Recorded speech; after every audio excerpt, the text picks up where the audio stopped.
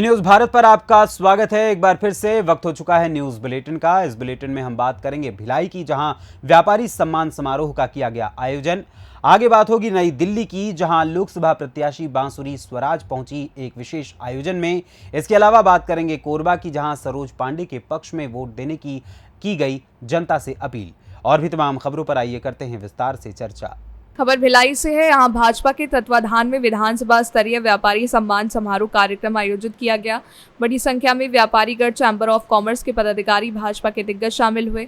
चुनाव को लेकर खास बात ये रही कि कुछ दिन पहले ही दुर्ग चैंबर ऑफ कॉमर्स ने एक बड़ा ऐलान किया था कि जो भी मतदाता अपनी उंगली पर वोट का निशान दिखाएगा, उन्हें भारी प्रतिशत की छूट दी जाएगी। इस बात को व्यापारी सम्मान समारोह कार्यक्रम में व्यापारियों ने दोहराया। मौके पर भिलाई वैशाली नगर विधानसभा विधायक रिकेश सेन ने कहा कि समाज का एक बड़ा व्यापारी वर्ग जो सीधे समाज के लोगों से जुड़े रहते हैं, व्यापार जगत के माध्यम से सम्मान आज उनका किया गया। मौके पर विधायक रिकेश सेन ने धर्मांतरण के मुद्दे पर अपने बोलते हुए वक्तव्य में कहा कि गुस्से में मुंह से निकल गया और जो कह दिया सो कह दिया। गौरतलब है कि बीते दिनों विधायक रिकेश सेन धर्मांतरण के मुद्दे पर कहा था कि जो भी धर्म परिवर्तन कराएगा उसका गर्दन काट देना चाहिए।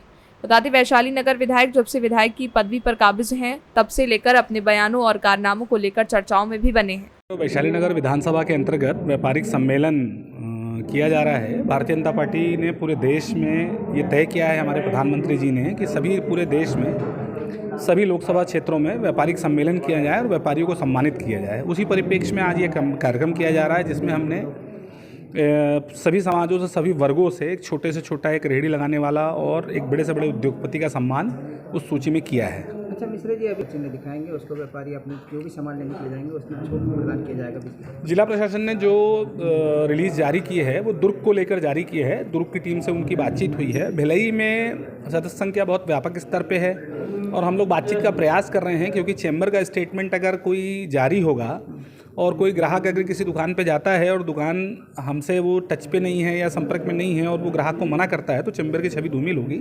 हम लोगों ने अपनी व्यक्तिगत बैठक कल रखी है, उसमें हम तय करेंगे चीज़ें कैसे आगे बढ़ेंगे। उसके हिसाब से ही हम आगे अपनी चीज़ों का निर्धारण करके और उसकी घोषणा करेंगे। आपका परिचय? कार्गी शंकर मिश्र, भिलाई।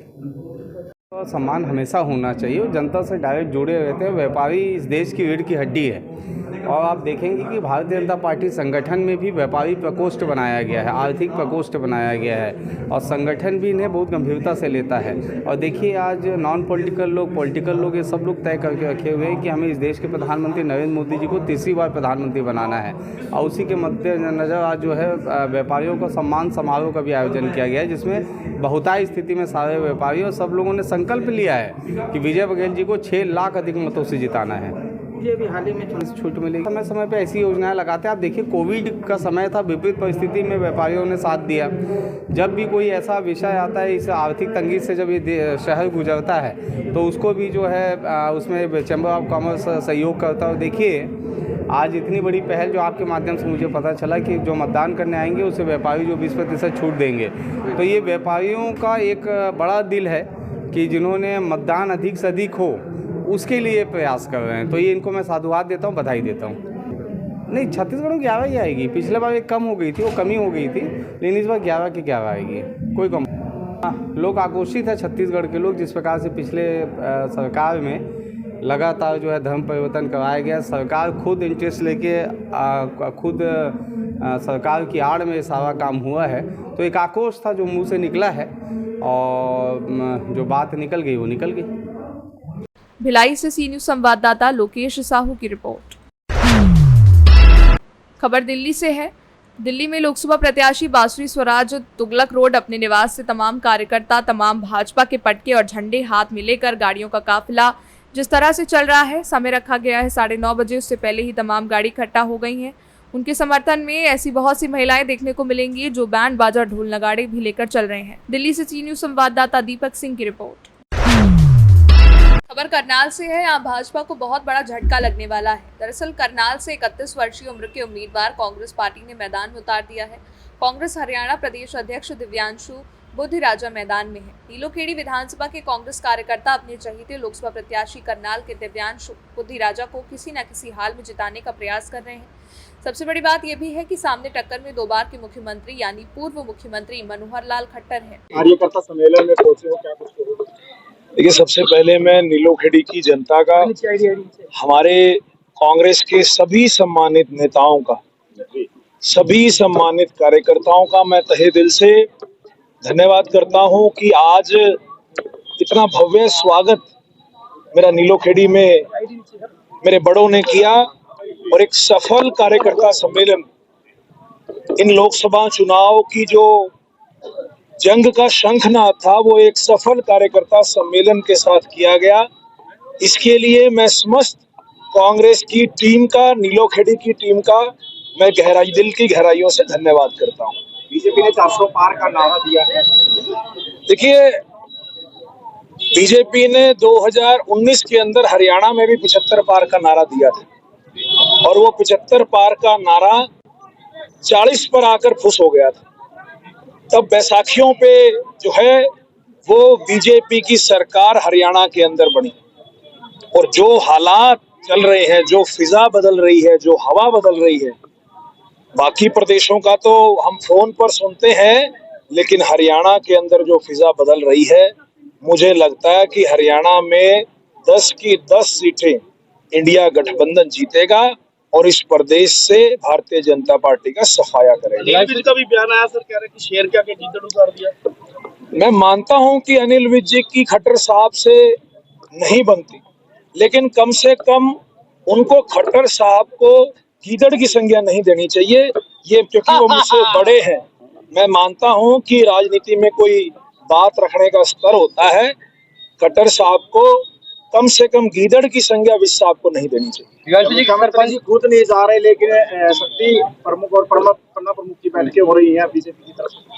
देखिए, जब जनता ये फैसला कर ले कि परिवर्तन करना है, तो कोई पन्ना प्रमुख नहीं, कोई शक्ति प्रमुख नहीं, जनता सारे पन्ने पाड़ के फेंक देती है। युवा वर्ग इतिहास बदलेगा 100%। मेरे को उम्मीद है कि युवा जोश और बुजुर्गों का आशीर्वाद करनाल की जो है इतिहास के अंदर एक सुनहरा पन्ना लिखने का काम करेगा और पूरे 10 की 10 सीटों में सबसे हैरानजनक नतीजे अगर किसी सीट से आएंगे तो वो आप देखना कि करनाल की सीट से। सरपंचों का कितना समर्थन मिल रहा है, क्योंकि बीजेपी पार्टी जो है सरपंच उनका विरोध कर रहे हैं, लेकिन यहाँ पर देखने को मिला काफी सरपंच आपके समर्थन में उतरे हैं। देखिए, बिल्कुल आज समाज के कई वर्गों ने जो है हमारा समर्थन किया, सरपंचों ने बढ़ चढ़कर जो है हमारा समर्थन किया और जिस प्रकार से बीजेपी और खास तौर पे मनोहर लाल जी ने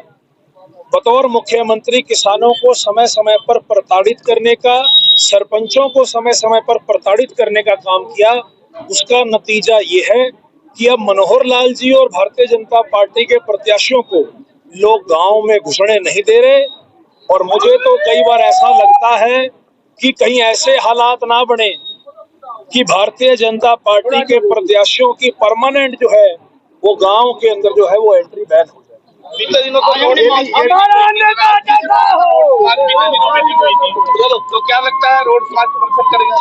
देखिए, कांग्रेस पार्टी 36 बिरादरी की पार्टी है, सभी समाज के लोगों को, सभी धर्मों के लोगों को समावेश करके चलने वाली है और हम सभी को एक साथ लेकर, सभी बिरादरियों को, 36 की 36 बिरादरियों को एक साथ लेकर इस चुनाव को लड़ेंगे और जीतेंगे।